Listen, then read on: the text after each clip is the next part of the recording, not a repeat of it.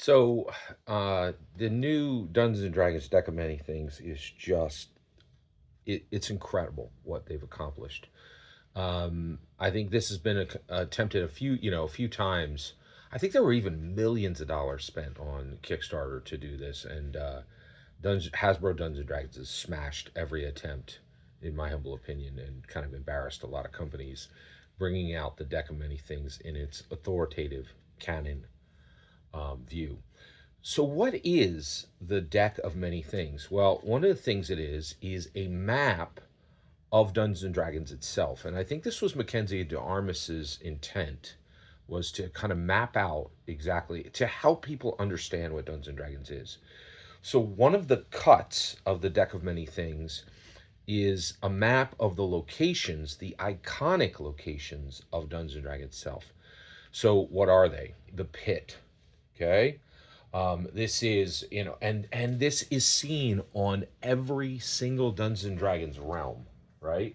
You see this, it's in the Forgotten Realms, it's in Greyhawk, it's in Dark Sun, it's in Ravnica, it's in Theros, and most importantly, it's in Strixhaven, right?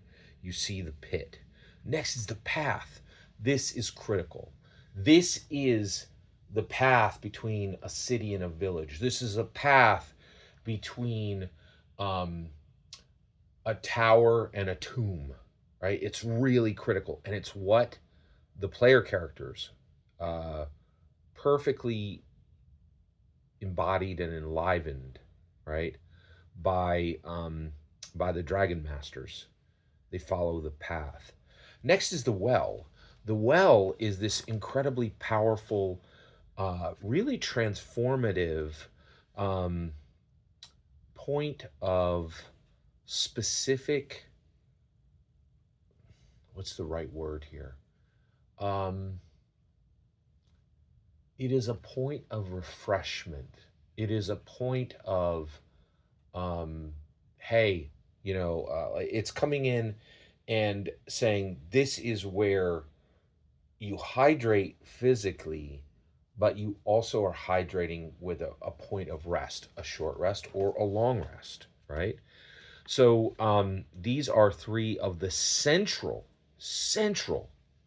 really key aspects of the central locations that are shown with the deck of many things: the pit, the path, and the well, right?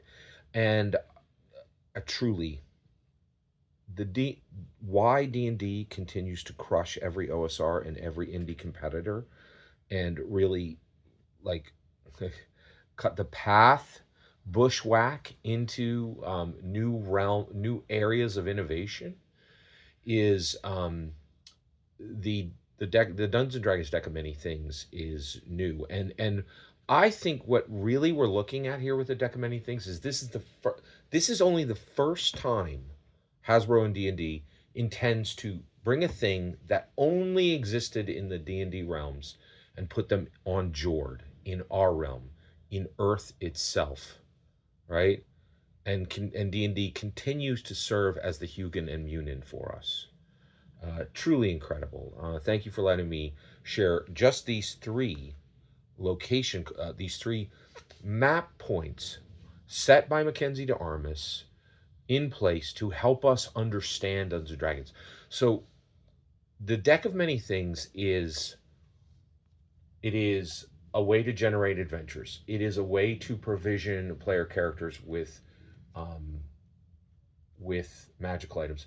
But far more importantly, the deck of many things is a map of Dungeons and Dragons itself.